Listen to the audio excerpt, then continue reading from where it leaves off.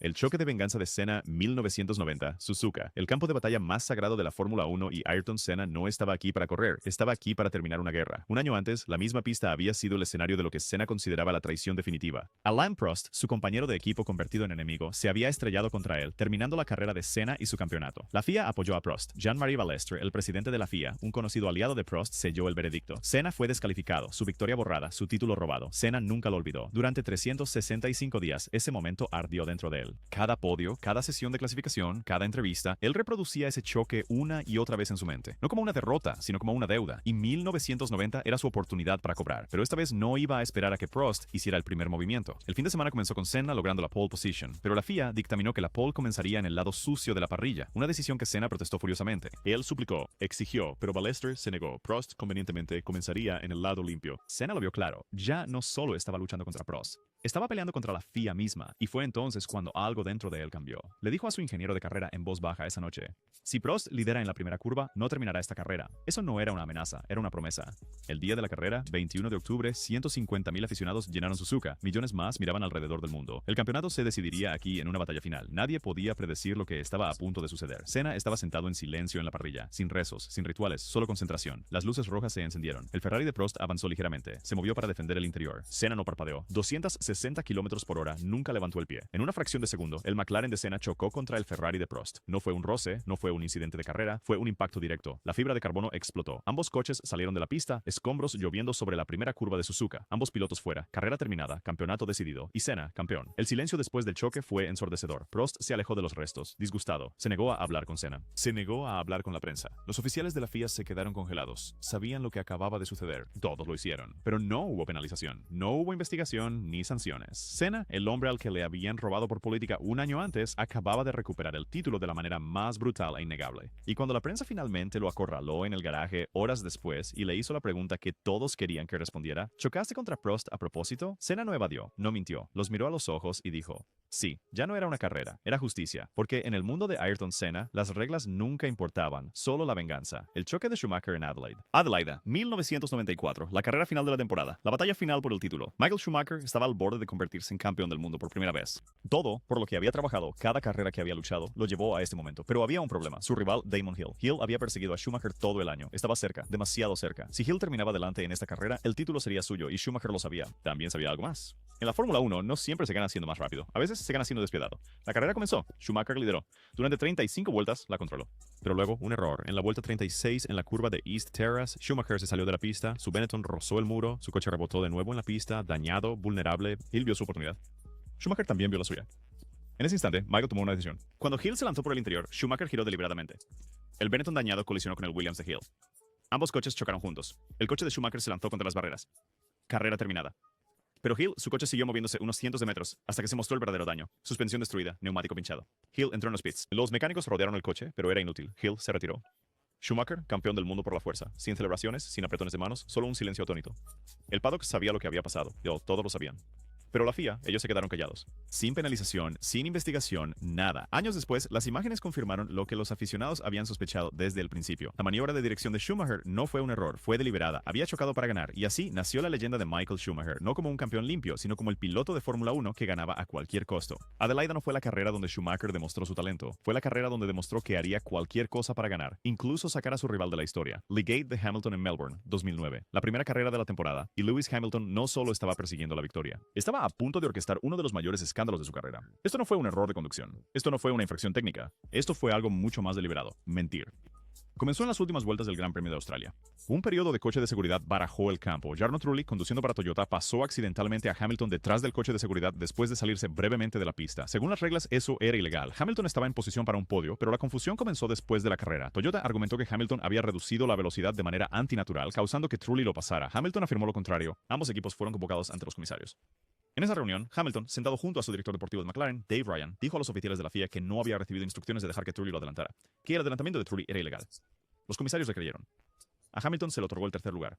Pero había un problema, las transcripciones de radio. Más tarde esa noche, los investigadores de la FIA revisaron la radio del equipo McLaren y la verdad era innegable. McLaren había instruido explícitamente a Hamilton que dejara pasar a Trulli. Su ingeniero había dicho las palabras, déjalo pasar, Luis. Toda la historia que Hamilton había contado a los comisarios. Una mentira coordinada y deliberada. Cuando los oficiales de la FIA se dieron cuenta de que habían sido engañados, actuaron rápidamente. A la mañana siguiente, Hamilton y Dave Ryan fueron llamados de nuevo a la oficina de los comisarios. Confrontado con la evidencia de radio, Hamilton se quebró, admitió todo. McLaren le había ordenado mentir y lo hizo. Las consecuencias fueron instantáneas. Hamilton fue descalificado del Gran Premio de Australia. Su tercer lugar fue anulado, su trofeo retirado. Pero el escándalo no se detuvo ahí. Dave Ryan, el director deportivo de McLaren y una de las figuras con más antigüedad del equipo, fue despedido en el acto, culpado públicamente de orquestar el engaño. Hamilton, con solo 24 años, se paró solo frente a los medios, conmocionado. Ofreció una disculpa emocional, con lágrimas en los ojos, afirmando que simplemente seguía órdenes, que era un peón en un juego más grande. Pero el daño ya estaba hecho. Por primera vez en su carrera, Lewis Hamilton no era un héroe en ascenso, era un mentiroso. La FIA consideró más sanciones contra McLaren, ya infame después del escándalo de Spygate de 2007, pero no llegó a expulsar al equipo. El mundo observó cómo Hamilton, el campeón mundial defensor, se convirtió en el centro del escándalo de engaño más oscuro de la Fórmula 1 desde Crashgate. Los aficionados debatieron durante años. ¿Fue Hamilton una víctima o fue completamente cómplice? Todo lo que importaba era el registro oficial. En Australia 2009, Lewis Hamilton no perdió una carrera, perdió su reputación, al menos por un tiempo. Insulto racista de Piquet Sr. 2022. El piloto negro más exitoso de la Fórmula 1 estaba luchando por su 8º título mundial, pero lejos de la pista surgió una voz del pasado y no era un oponente en un Ferrari o Red Bull. Y fue Nelson Piquet, 3 veces campeón del mundo, leyenda brasileña y el hombre que en una sola frase destruyó su propio legado. La historia comienza en una entrevista filmada en 2021, poco después de la infame colisión en el Gran Premio de Gran Bretaña entre Lewis Hamilton y Max Verstappen. Se le pidió a Piquet su opinión. ¿Su análisis? Simple. Culpó a Hamilton. Pero lo que debería haber sido una charla rutinaria de F1 se convirtió en algo más oscuro. Al recordar el incidente, Piquet se refirió a Lewis Hamilton no por su nombre, sino con la palabra neguinho. En portugués brasileño no es ambiguo. No es juguetón. Es un insulto racial. Piquet no lo dijo una vez, lo dijo 2 veces casualmente, sin dudar, sin pensarlo 2 veces. Durante meses, esa entrevista permaneció oculta en los archivos de los medios brasileños. Luego, en junio de 2022, alguien subió el clip en línea. En cuestión de horas, la Fórmula 1 explotó. El mundo escuchó lo que Piquet dijo sin filtros, sin disculpas, y no lo perdonaron. El propio Hamilton respondió tuiteando, es más que lenguaje. Estas mentalidades necesitan cambiar. No mencionó a Piquet por nombre. No lo necesitaba.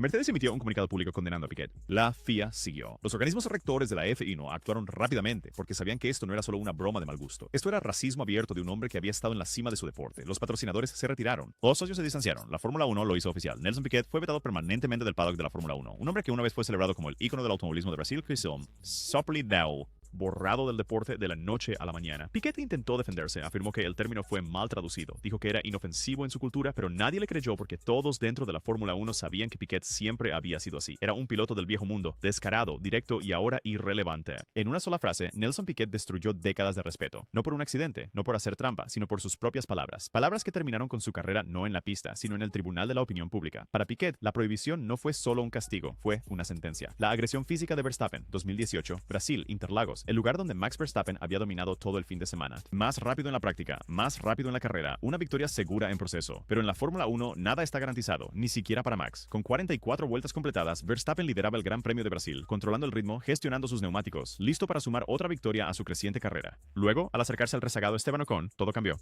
Ocon, un coche doblado, intentó desdoblarse. Verstappen no estaba impresionado. Chocaron. En la entrada a la curva 2, Ocon lanzó su Force India por el interior. Verstappen, liderando la carrera, giró, sin esperar un desafío de un coche doblado. Sus neumáticos se tocaron. Ocon giró. Verstappen giró. Y así, su carrera se arruinó. De líder dominante a segundo lugar. Cruzó la línea. Puños apretados. Rostro como piedra. Su radio estaba en silencio, no porque no tuviera nada que decir, sino porque si hablaba sería penalizado. Pero Verstappen no había terminado. Después de estacionar su coche en Parc Ferme, no caminó hacia la sala del podio, caminó directamente hacia Ocon. Las cámaras lo captaron en vivo. Frente a los oficiales de la FIA, jefes de equipo y periodistas, Max Verstappen empujó físicamente a Esteban Ocon una vez, 2 veces, 3 veces en el pecho. La cara de Ocon lo decía todo. Sabía que no podía tomar represalias. Max seguía avanzando. Su equipo de Red Bull lo detuvo, pero Verstappen no estaba interesado en calmarse. Tenía un mensaje que entregar. No te metas con esta carrera. La FIA lo convocó de inmediato. Agresión física dentro de un área restringida de la FIA. En la Fórmula 1, los intercambios acalorados son comunes, pero el contacto físico cruza la línea. El veredicto llegó rápidamente. Verstappen fue oficialmente declarado culpable de conducta física inapropiada bajo el artículo 12.1.1.c del Código Deportivo Internacional de la FIA. ¿Su castigo? 2 días de servicio comunitario para la FIA. ¿Pero qué significa eso? Significaba que Verstappen tenía que trabajar junto a los oficiales de la FIA en una carrera de Fórmula E, sirviendo como un voluntario glorificado, ayudando a los comisarios con la logística y aprendiendo deportividad máxima Max aceptó la sanción sin disculparse. Cuando le preguntaron si lamentaba haber empujado a Ocon, su respuesta fue simple: si pudiera hacerlo de nuevo, lo haría. Para Verstappen, eso no fue un castigo, valió la pena, porque en su mente perder esa victoria no fue un incidente de carrera, fue un robo y lo resolvió de la manera que mejor conocía, no con palabras, sino con sus manos. El fraude de Jarno Trulli, Naui, condena, 2017, Italia. Para la mayoría de los fanáticos, Jarno Trulli había desaparecido del foco de la Fórmula 1 años antes, un veterano conocido por su magia en una vuelta y nada más. Pero en un tranquilo tribunal italiano, lejos de cualquier circuito, Trulli enfrentó un escándalo más oscuro que cualquier cosa de su carrera automovilística. No un accidente, no una controversia deportiva, fraude. No se trataba de contratos de carreras o disputas de patrocinio, se trataba de millones de euros, inversores engañados, socios traicionados y un imperio empresarial construido sobre mentiras. En el centro de todo, la imagen pulcra y educada de Trulli. El mundo veía a un piloto retirado, pero a puertas cerradas, Trulli vendía una fantasía. Comenzó con Trulli GP Energy, una empresa de energía renovable lanzada después de su retiro de la Fórmula 1. La propuesta: plantas de energía solar, tecnología de vanguardia, soluciones de energía verde, respaldadas por un ícono de la Fórmula 1. Los inversores se alinearon, empresarios italianos aportaron fondos, se firmaron contratos, se lanzaron proyectos de granjas solares en toda Italia. Pero había un problema: nada de eso existía. En 2014, los investigadores descubrieron que la planta solar insignia de la empresa, supuestamente construida en Abruzzo, era solo un campo vacío, sin paneles, sin equipo, nada más que polvo. El dinero que se suponía iba a financiar la construcción, desaparecido. Y cuando las autoridades investigaron más a fondo, encontraron los registros financieros. Millones de euros habían sido desviados a través de empresas falsas, cuentas en el extranjero, pagos por honorarios de consultoría a negocios registrados a los asociados más cercanos de Trulli. Rastro de dinero tras rastro de dinero, todos llevaban de regreso al piloto que una vez estuvo en los podios de la Fórmula 1. Para 2015, los fiscales acusaron a Trulli y dos socios comerciales por fraude comercial y malversación. Los cargos eran serios. Los testimonios en la sala del tribunal revelaron la participación directa de Trulli en la firma de contratos falsos, la presentación de documentos falsificados y el engaño a los patrocinadores financieros. Los números eran brutales. Más de 7 millones de euros defraudados, los inversores perdieron sus ahorros de toda la vida, las familias quedaron arruinadas. En 2017, Jarno Trulli, el ex ganador del Gran Premio, fue oficialmente condenado por fraude comercial por un tribunal italiano. Su castigo: una multa y una sentencia suspendida, sin tiempo en prisión. ¿Por qué? Sus abogados argumentaron que la reputación intachable de Trulli y la mala gestión no intencionada merecían indulgencia. El tribunal estuvo de acuerdo, pero las víctimas no. Lo llamaron un estafador con traje de carreras.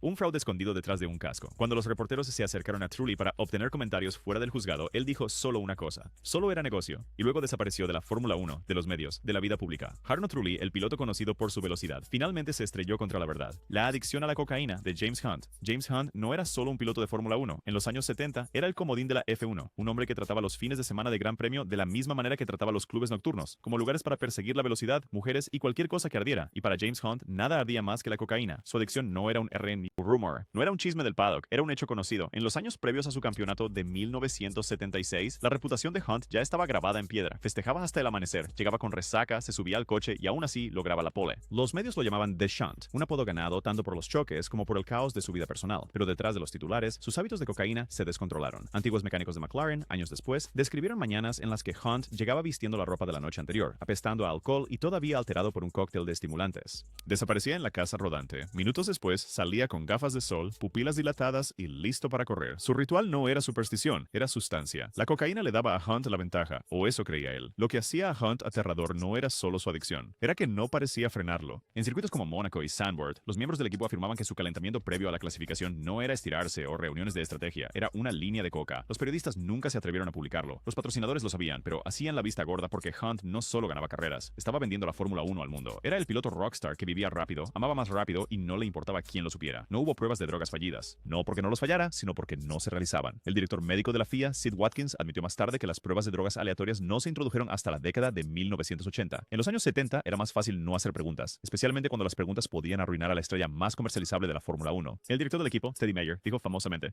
si prohibiera a James por drogas, no tendría piloto el domingo. Pero las grietas comenzaron a mostrarse.